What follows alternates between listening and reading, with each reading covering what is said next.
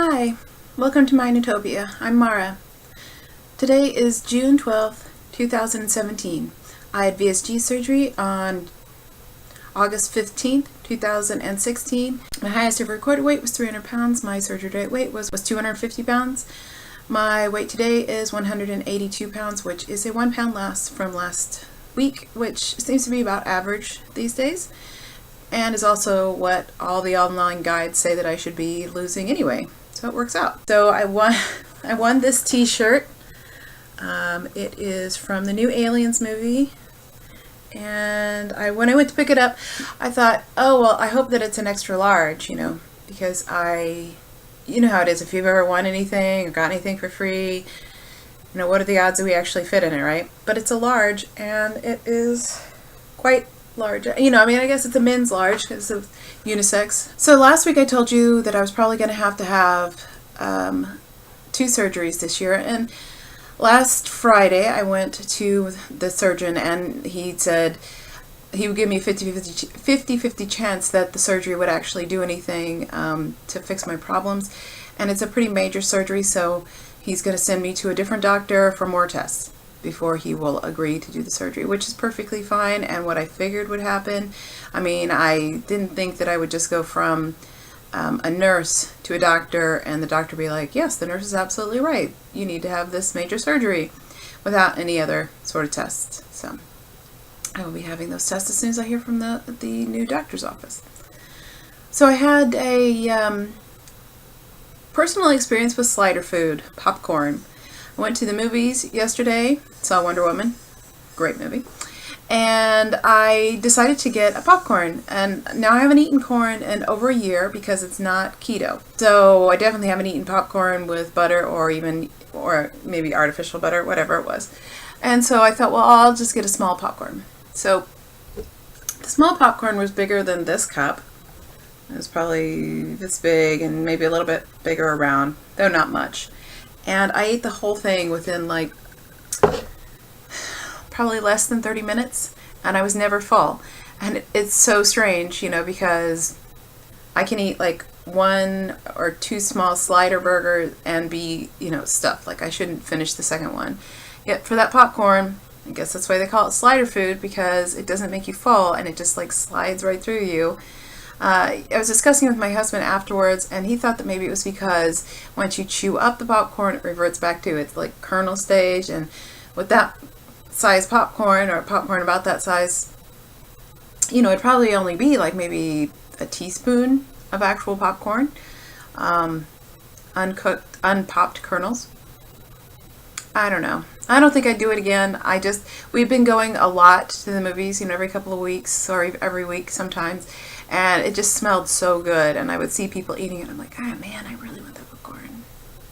Just like we go to the baseball games and they have custard and frozen custard and ice cream and all sorts of stuff, and I'm like, oh man, I really want a popsicle, or I really want something, which I didn't do, but I always talk about it, and I think he's getting a little tired of it, so he's like, well, just get the freaking popcorn if he wants popcorn. But I am, going back to what I was just saying before, I am still having shoulder surgery next week on Friday, and so I've been getting ready for the surgery. Now, how I get ready for surgery is the same way I get ready for vacation, which is I clean my house. It's also the same way I deal with a lot of different kind of stressors.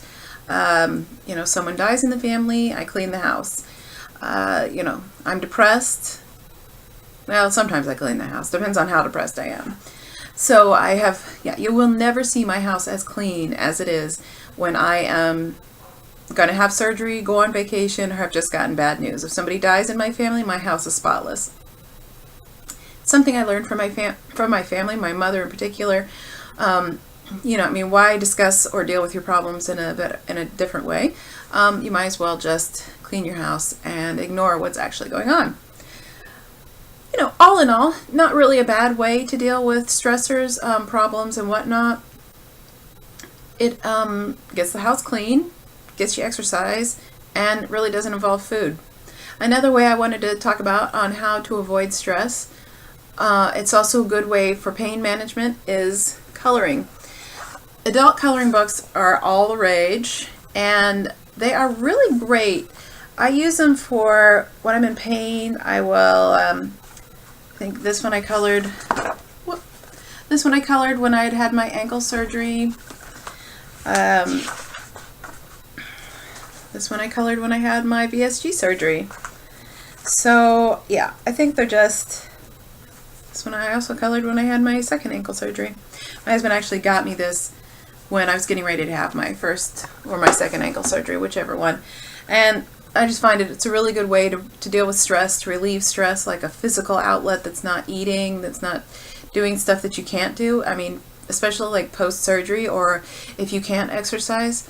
I've actually had to quit the gym and give up my membership because, well, one, I was going to be having a shoulder surgery, and at most I thought I could do like leg stuff.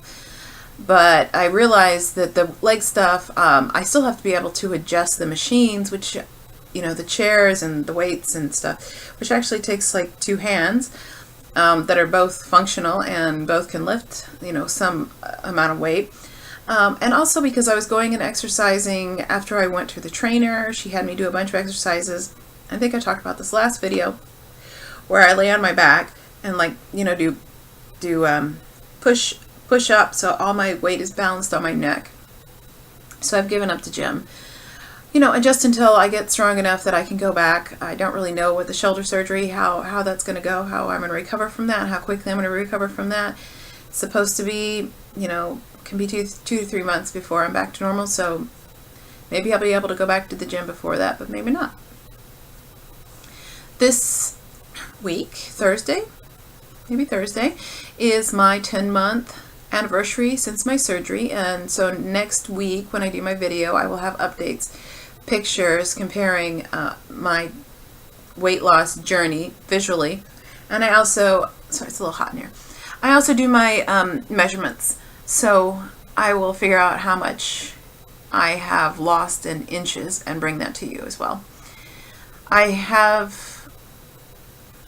feel like I've started having stopped the stall.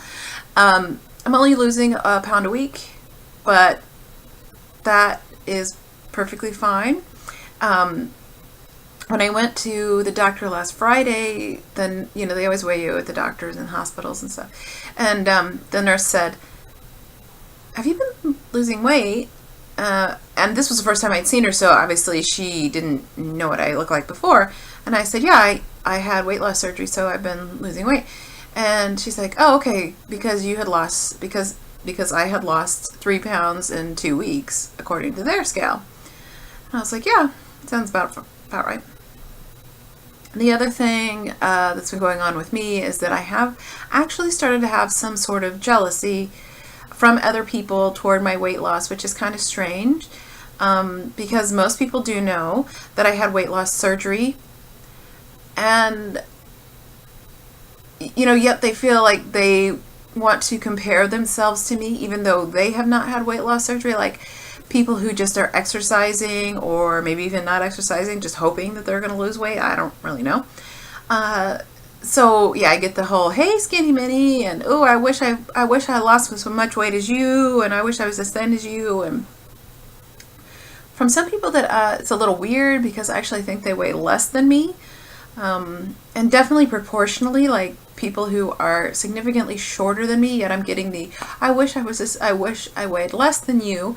And I'm like, "Oh, you definitely weigh less than me. I mean, I'm like half a foot taller than you. You have to, sure, you weigh less than me."